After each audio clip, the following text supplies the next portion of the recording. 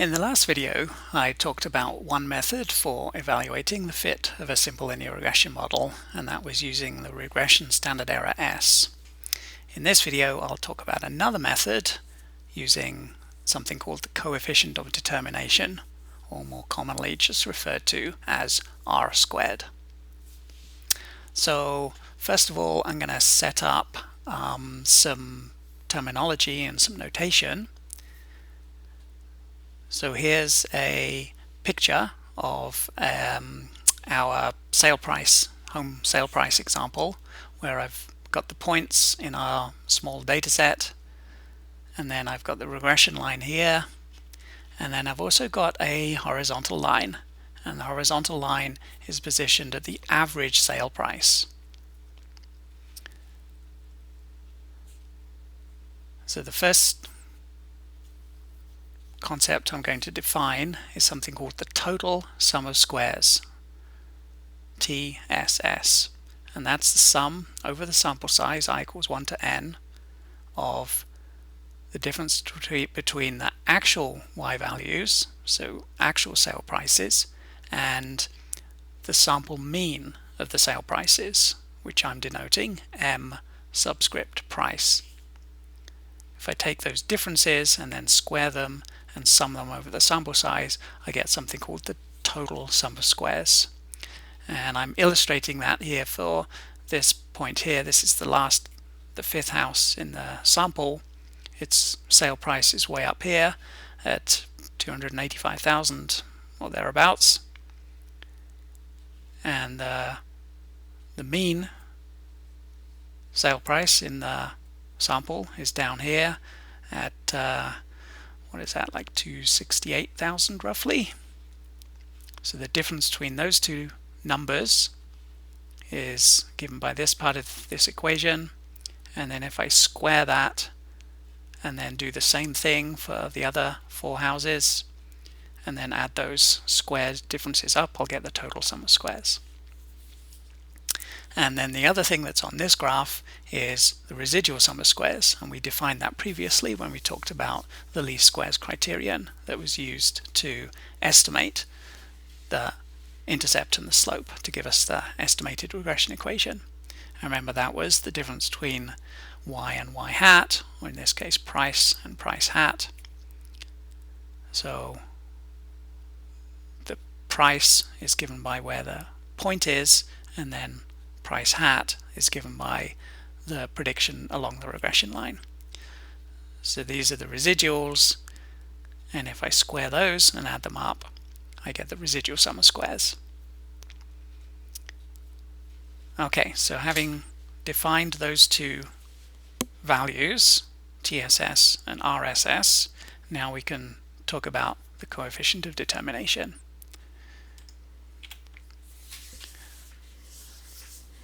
So first of all, imagine that we didn't have a model and we were trying to estimate Y, estimate a sale price without knowing the floor size. Well, the best we could do is simply use the sample mean of Y. So without the model, we would estimate Y with the sample mean MY. But we have a model, and so we would expect that if we have the model, we'll do a lot better at estimating Y, because now we can use the sale price. We can use the floor size to estimate the sale price. And because we've established that there's a positive relationship between floor size and sale price, in other words, bigger houses tend to command larger prices, then we can use that information and get a better prediction of the sale price for any particular house. And so rather than simply using the sample mean MY to estimate Y, we would instead use Y hat to estimate Y. And because we're getting a better prediction, we're reducing our error when we do this. And so one question we might ask is, well, how much are we reducing the error by using our simple linear regression model rather than no model at all? So one way to do that is to think about those two terms that we just defined on the previous slide. So think about the total amount of error without the model. That's given by the total sum of squares that we defined previously, the difference between y and the sample mean squared and added up over the sample. So that measures the variation in y about its mean. How much error is left when we use our model? Well, that's given by the residual sum of squares. Difference between y and y hat squared and added up over the sample. So that's the unexplained variation. So if I combine these two in this expression here, I'm going to get the proportional reduction in error when I use the model to predict y. So it's the difference between the total sum of squares and the residual sum of squares. So if you think about this as the amount of error that I'm explaining with my model, and then express that as a proportion of the total amount of error that we had to start with, that's telling me the proportional reduction in error. So for our example, if we were to calculate these numbers, the total sum of squares is 423.4, the residual sum of squares is 23.3, and if I divide that difference by the total sum of squares, I get 0.945. And the way to interpret that number, usually it's expressed as a percentage, so you would say 94.5% of the variation in y, sale price, about its mean, can be explained by a straight line relationship between sale price and floor size. Explained is in quotes here because we're not wanting to imply any causal link between x and y here, and so you sometimes need to be a little bit careful with the language you used, and so sometimes people prefer, instead of using explained here, they instead say accounted for by this relationship.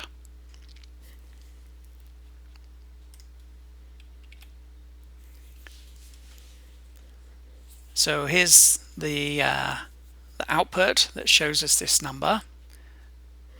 So in R, that number's given here in this bit of the output. R squared is 0.945, and in this output here in the slide, it's given up here. R squared is 0.945. In general, R squared measures the proportion of variation in y about its mean that can be explained by a straight line relationship between y and x, or perhaps better to say accounted for by a straight line relationship between y and x. If we think about a couple of extreme examples, that can be helpful with thinking about how this measure works. So if the total sum of squares was exactly the same as the residual sum of squares, if we look back at the formula, if TSS was to equal RSS, then R squared would be 0. So what would that mean? Well, that means that using x to predict y hasn't helped at all, and we might as well just use the sample mean to predict y regardless of the value of x. So if I go way back to the beginning of this section, that would be this scenario here. There's no relationship between y and x. This straight line, horizontal line at the sample mean is the same as the regression line. We don't get any benefit from using a regression model. R squared is 0. Another extreme is if RSS, the residual sum of squares, is 0. So if the residual sum of squares was 0, if this piece was 0, then R squared would be equal to 1.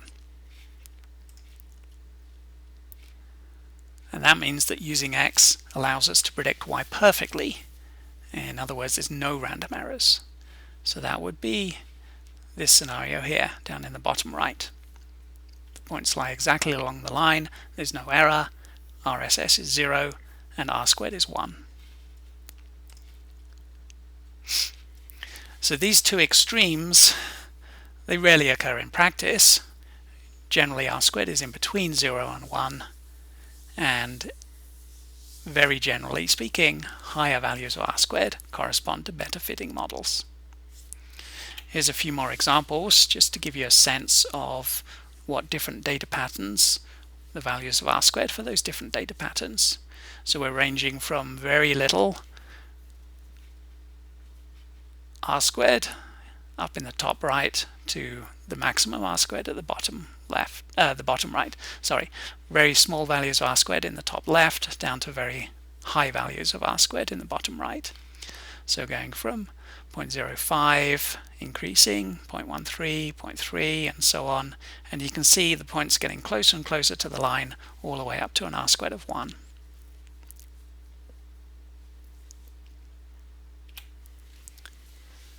As we're talking about R², you might be thinking about correlation, and it turns out that correlation and R² for simple linear regression are related to one another.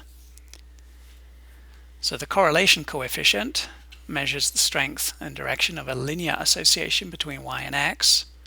So it ranges from -1, which would be a perfect negative linear relationship, up to +1, which would be a perfect positive linear relationship. And if you have an R of 0, that indicates no linear relationship. If we were to take the square root of R² in simple linear regression, we would get the absolute value of the correlation. And software sometimes prints this in its output. That's what this value is up here. If we look at R, the output for R, it doesn't show that here.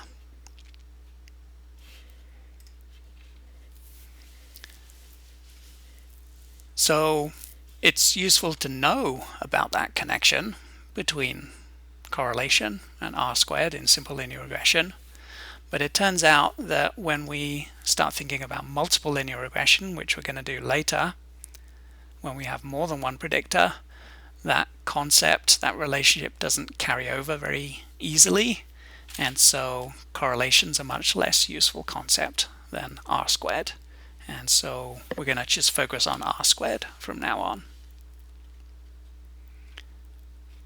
Here's a few correlation examples, and the main reason for showing you this is to show you that correlation can be negative, but R² is always positive. So here we've got a negative relationship between y and x. The points lie along the regression line, so it's a perfect negative linear relationship, and so the correlation is -1, but R² is +1 because we're able to explain all of the variation in y about its mean using the regression line. Similarly here, we've got a negative correlation but a positive value of R², and so on all the way through. In this middle graph, there's very little relationship between y and x. If you calculate the correlation to 2 decimal places, you actually get a very slight negative correlation of -0.01, but when you square that and round it to 2 decimal places, you get 0 for R², and then all the way through to perfect positive linear correlation and an R² of 1. So that's a discussion of the second method for evaluating the fit of a simple linear regression model, looking at the coefficient of determination, also known as R². And in the next video, we'll look at the third method for evaluating the fit of a simple linear regression model, and that's thinking about the slope parameter B1 and testing that slope parameter.